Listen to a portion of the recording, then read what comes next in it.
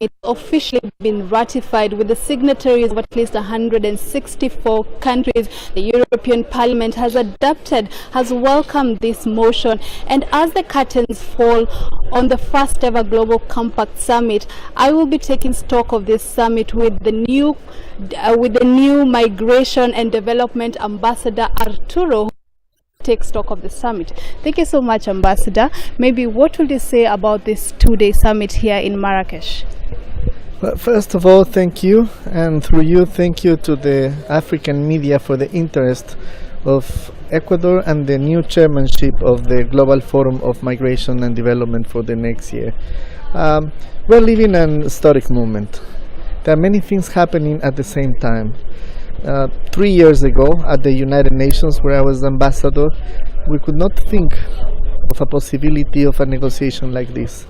Countries talking about an issue, migration, that they consider that it is only inside their own the Ministry of Interior or only inside their own sovereignty. But now they have decided, they have recognized that this is an international issue that needs to be coordinated. And so the Global Compact has been already adopted, and the next step is the most important one. This is not the end, this is the beginning. This signature means that now countries will have to start to implement different ways of coordination among them in order to be able to have a safer migration, a migration that has based on human rights. And for that, we as the Global Forum on Migration and Development have made some proposals that will allow us to really change the paradigms that exist at this moment in migration. We are proposing that this new momentum allows us to really understand what means shared responsibility, but based on human rights. This is an opportunity also to include all stakeholders, not just the states. This is not a process that is just led by states. This is a process in which all stakeholders, not just the civil society, but also the academia, the youth forum, the mayors forum, and in general, everybody who is in one way or another involved in the migration issue has to have a voice at the same level. So how do we implement this pact? Today we adopt it and tomorrow we forget it. Where are we going to implement it? How? Which is the space? The answer is the GFMD, the Global Forum on Migration and Development, that Ecuador will start to chair from tomorrow. Just for the sake of our viewers at home who are watching this Facebook Live, perhaps maybe clarify the difference between the Global Forum on Migration Development vis-a-vis the Global Compact on Migration, because these are maybe two different things and maybe someone back at home could not be understanding. It is, in fact, the Global Forum is an effort that has 10 years already. When nobody wanted to talk about migration, then we have to come up with an idea. Let's talk about migration in the field of development.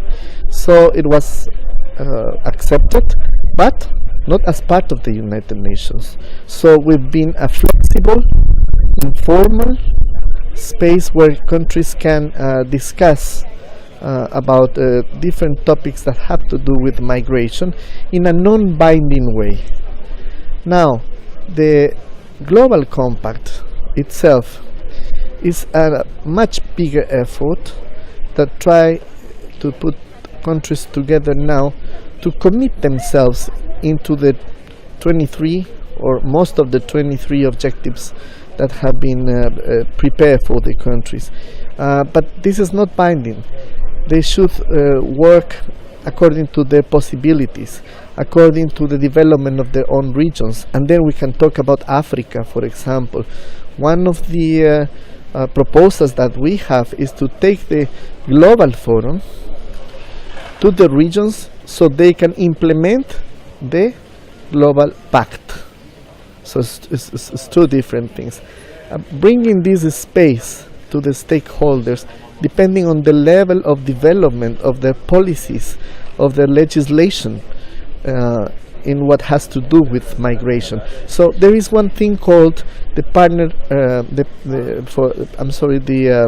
platform for partnerships at the Global Forum, and this is a space where countries can get together with other actors. And if you talk about financing, for example, remittances, then it is the place where you put together, you sit together, the different interests existing in this fact. Yes, this has to do with the needs of the people, the needs of the family staying at home, the needs of the migrants in the countries of destination, but it also means business for banks and for other entities. So if you can put them together and regulate some kind of coordination in which there is a win-win situation, then it is possible to work in a better way. We have called it a special place in this specific field that is like a laboratory, that is called the marketplace. It's like what you do sometimes in business. It is not trying to make migration something similar to business, because it should be based on human rights, but it is putting together who wants to sell something and who needs to buy something, in which way and how to coordinate it, but more important than that, how to follow up the results of those agreements. And that's why also the Global Forum is very important. The compact that has been adopted has to report every 4 years. The countries that want to do so will report every 4 years. So the Global Forum gets together every 1 year, which means that it helps to prepare the countries for that report. It helps to see the countries if they are really following the right path. It helps to share experiences and see if it is possible to improve, or if there is something else that they can do for the quadriennial report, and so on. So they match perfectly in a perfect moment. This is a very important momentum for the migration environment, and the countries that have not adopted the Global Compact at this moment, they are having a stronger presence in the Global Forum, because if not, there is no other space where they can speak. Sorry to cut you short, but if they're having a forum in the global, an impact in the Global Forum on migration development, yet they have withdrawn from the Global Compact on migration, will that create sort of a conflict between the Global Compact and between the GCM and the GFMD? The opposite. The idea is that the Global Forum may be a way to approach countries that have not decided yet for different reasons. Some of them are political, some of them are lack of information, to little by little approach to what the other countries are doing, to be able to see results, to be able to see the potential and the need to be there. So it is like a safe space for everybody, not just countries, for everybody to be there. In Quito, we are going to have also parliaments, we are going to have the trade unions, we are going to have the labor unions, everybody that has something to say, and talking at the same level in a safe, flexible, not binding space that is the Global Forum. And in that way, our idea is that it will approach them finally to the Global Compact. According to you, Ambassador Arturo, why do you think there's so much opposition to this deal? Why are countries, as of yesterday, we have Brazil that backed out saying that it's still trying to negotiate, it's not sure. Why do you think there's so much opposition? Well, there are many answers. I have one that is very easy. If you look at the compact, at the first objective, it talks about the need to have the right data and information in order to make the right decisions. In the migration field, most of the decisions that are being made are based on perceptions or political reasons. So you've mentioned some countries that have had recent elections. It mentions some countries where there will be soon some elections. So you can see that the facts have been used for political reasons, or sometimes they are just not well known, and that's why they do not use them in a way that will even be in the benefit of them. If they know that migration it's at the end a win-win situation for everybody, then they will not make those decisions that will affect them at the end, their governments, their positions.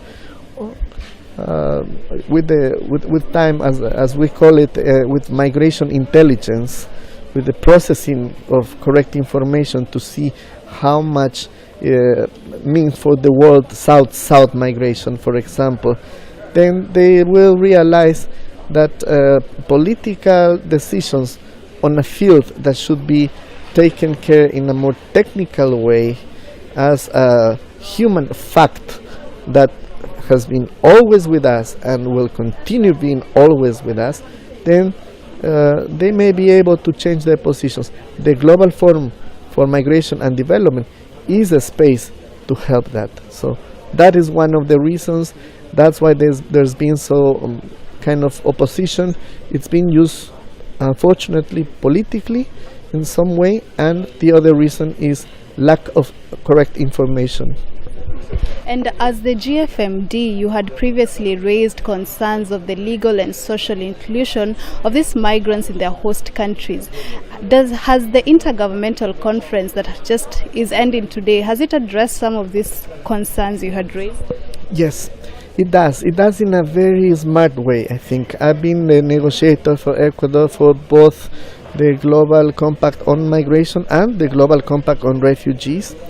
And the way in which it's been drafted and proposed as something that the countries can accede to allows for tools, to have access to different tools in order to better integrate, for example, migrants or refugees into their own communities, as it is the case of Ecuador, as a way of development. So inclusion is one of the main elements when you talk about policies in migration, and then you have to make some important differences. It doesn't mean ask people to adapt to the new environment. It means integration that respects culture and that allows migrants to be part of the society by keeping their own culture and their own rights, because rights do not change because you have one paper or another. And one of the objectives of this intergovernmental conference was to ensure the migrants have self-reliance, and this is in form of economy. The latest statistics indicate that migrants, there has been remittances of at least $466 billion US. It's like thrice the number that's sent to the global development aid. So what measures have you put in place to ensure this financial inclusion? First of all, as what you are saying is something that many people do not know. This is not in the media. This is not, unfortunately, in the newspapers. So it is an element of development that needs to be taken care and used in the right way. Before we were talking about south-south migration. Most of the migration, as you know, is between the south. And if you use it correctly, then the South by itself, what we call the global South, may have a lot of tools to use in order also to lose this dependence from the North. And we can all work as partners in a world in which each one have different capacities and possibilities. But this is a matter of time, this is a matter of understanding, and also a matter of making people know that it is for their own interests. Even if it is economic interests, it is for their economic and political interests to work together, to coordinate. And bringing back this global compact to the African aspect, Morocco and African Union recently, actually on Monday, signed an agreement for the African Union Observatory for Migration and Development in Rabat. What will be their mandate and how will this help the African countries? Well, this is something very important, and still we go back to the importance of information, data, and to be able to process this information for correct decisions and for correct policies. What it is necessary is, as it is happening now, will happen now with Africa, to have a real spectrum of what is happening in migration. So what we're hoping is that, not part of that observatory, but we're hoping, I'm talking as a GFMD, is that by having this information, by having this possibility of discussing what is really happening in each one of the regions, then each region can formulate their own policies and decisions. In the case of Latin America, for example, our legislation and our policies are way behind respecting human rights of migrants and refugees. Ecuador is the first recipient of refugees in the whole Latin America. Maybe you didn't know that. We just received last year 900,000 people from Venezuela. From those, 400 or 300,000 have stayed in the country, and they are receiving good quality education, health, and support. And how do we do that? Through a regional coordination process that is being led by Ecuador. So if you ask Latin America to just follow one standard line, one for all continents, that it would mean regression in rights for us. Same, if you try to apply some policies that are applied in Asia to Africa, that may not just work. Even in some localities, local governments in the same country or in the same province may need to adapt specific solutions. And let's not talk about solutions, because solutions have to do with problems, and this is not a problem. This is a situation that has to be well managed. But as I said, even local governments and local communities need to work and coordinate for their own good, for the best of the people, and always based on the human rights of people, which is something we are completely forgetting in these discussions. People do not lose rights because of where they are, where they were born, or what kind of papers do you have in your pocket. And then moving forward, this signatory has already been adopted. It's set to be presented in the New York General Assembly on December 19th. So as the GFMD, moving forward, what's your next step? Well, we're fortunate that the PGA, the President of the General Assembly, is an Ecuadorian ambassador. So when we have our bilateral yesterday, she was telling us about the need to coordinate with the GFMD. So what she will do on the 19th is they will have the due process in the General Assembly, but after that there will be two high-level present what it means, what potential it has, and the way in which it can work together with the effort made for the Global Compact to implement it. This has to be very clear. The GFMD is not going to implement the Global Compact. We don't want to implement it. We are going to help for implementation. We are going to be that safe place, that flexible, informal, not binding place where everybody can sit together with ideas that have an agenda for more than 1 year and are not just a political decision for the moment. Thank you so much. You've heard it from the new presidency of the Global Forum on Migration Development, Ambassador Arturo, who was just breaking down the points of this two-day summit of the Global Compact on Migration that was taking place here in Marrakesh, Morocco. And basically he just says that he is their company GFMD is different from the GCM, and it is a safe space where they will be seeking to implement some of the objectives made on the Global Compact compact on migration. I have been your reporter, Dinah Matengo, here in Marrakesh, Morocco.